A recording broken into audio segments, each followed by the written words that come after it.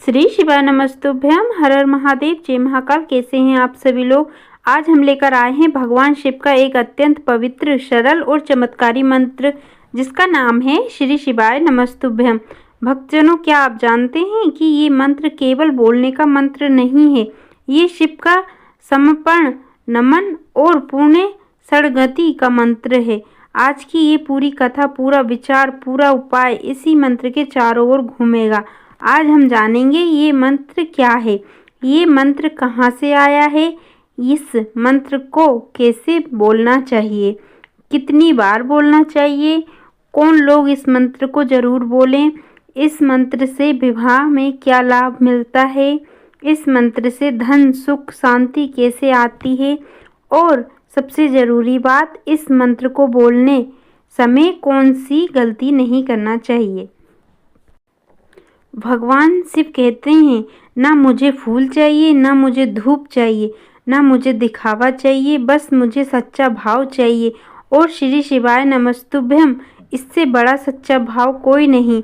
अब ध्यान से सुनिए, जब कोई भक्त ये कहता है श्री शिवाय नमस्तुभ्यम, तो उसका अर्थ होता है, हे शिव, मैं आपका नमन करता हूँ, मैं आपको अपना सब कुछ सौंपता हूँ। अब हम जानेंगे इस मंत्र का वास्तविक अर्थ।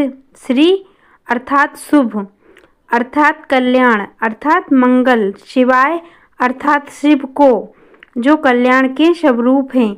नमस्तुभ्यम अर्थात मैं नमन करता हूँ, मैं झुकता हूँ, मैं अहंकार को छोड़ता हूँ।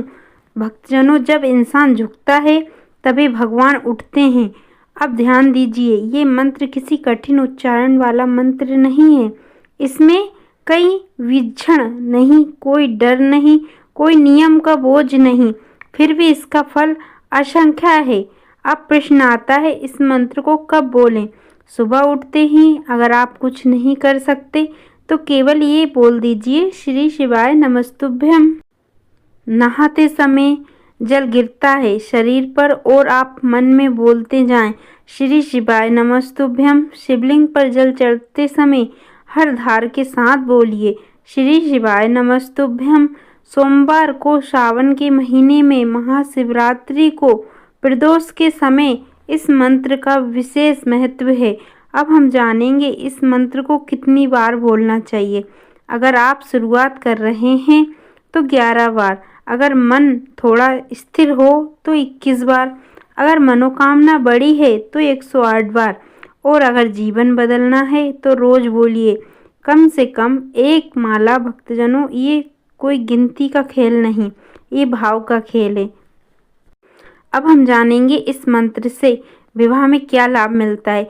जो कन्याएं विवाह में विलंब से परेशान हैं, जो बार बार रिश्ता टूट जाता है, जो अच्छा प्रस्ताव नहीं मिल रहा है, जो कुंडली में दोष से डर रही हैं, वो हर सोमवार स्नान करके साफ कपड़े पहनकर शिवलिंग के सामने बैठकर मन में केवल एक भाव रखें, हे भोलेनाथ, मुझे योग्य जीवन साथी दीजिए। और फिर 108 बार श्री शिवाय नमस्तुभ्यम। शिव और पार्वती अर्धास्तपंत्या का प्रतीक है। जहाँ शिव हैं वहाँ विवाह की समस्या नहीं टिकती। अब हम जानेंगे इस मंत्र से पुरुषों को क्या लाभ होता है। जो पुरुष काम में रुकावट, आर्थिक तंगी, मानसिक तनाव, घर में कलह से परेशान है, वो प्रतिदिन सुबह या रात इस मंत्र को शांत भाव से बोलें। धीरे धीरे आप देखेंगे मन हल्का होने लगेगा, रास्ते खुलने लगेंगे। अब आप जानेंगे इस मंत्र से धन कैसे आता है। धन का अर्थ केवल पैसा नहीं, धन का अर्थ है संतोष, शांति, स्थिरता। जब इंसान शिव को नमन करता है तो उसका लोभ कम होता है, और जब लोभ कम होता है तो जीवन में संतुलन आता है, और संतुलन ही सच्चा धन है। अब ध्यान दीजिए, इस मंत्र को बोलते समय कौन सी गलती नहीं करनी चाहिए। मजाक में नहीं, हंसी में नहीं, गुस्से में नहीं। शिव सरल हैं लेकिन असम्मान नहीं सहते। अब हम जानेंगे घर में कैसे करें इस मंत्र का प्रयोग। घर के मंदिर में एक दीपक जलाइए। अगर कुछ नहीं है तो केवल मन में शिव का ध्यान कीजिए। कोई दिखावा नहीं, कोई शोर नहीं, बस श्री शिवाय नमस्तुभ्यम।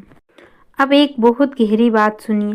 जब इंसान कहता है शिव मैं आपको नमन करता हूँ, तो वह अपने कर्मों को भार भी सौंप देता है, और जब वो कर्मों का भार हल्का होता है तो जीवन में आसान हो जाता है। अब हम जानेंगे इस मंत्र से भय कैसे दूर होता है। डर अनिश्चित से आता है और शिव अनिश्चितता के स्वामी हैं। शमशान में रहने वाले शिव हमें सिखाते हैं कि डर से बड़ा कुछ नहीं। इस मंत्र को बोलते बोलते मन से डर निकलने लगता है। अब भक्तजनों, मैं आपसे एक बात पूछना चाहती हूँ, क्या आप जानते हैं कि कई लोग केवल इस मंत्र को बोलते बोलते रोने लगते हैं? क्यों? क्योंकि वर्षों का बोझ एक ही मंत्र में उतरने लगता है। अब अंत में मैं आपसे यही कहूँगी, अगर जीवन में कुछ भी समझ ना आए तो बस इतना बोल देना, श्री शिवाय नमस्तुभ्यम। ये मंत्र आपको शिव से जोड़ देगा, और जहाँ शिव हैं वहाँ असंभव कुछ नहीं। अगर आपको ये विचार अच्छा लगे तो वीडियो को लाइक ज़रूर करें, कमेंट में हर हर महादेव लिखें, और अगर चैनल पर पहली बार आए हैं तो चैनल को सब्सक्राइब ज़रूर करें, क्योंकि यहाँ शब्द नहीं श्रद्धा बोली जाती है। हर हर महादेव, जय महाकाल।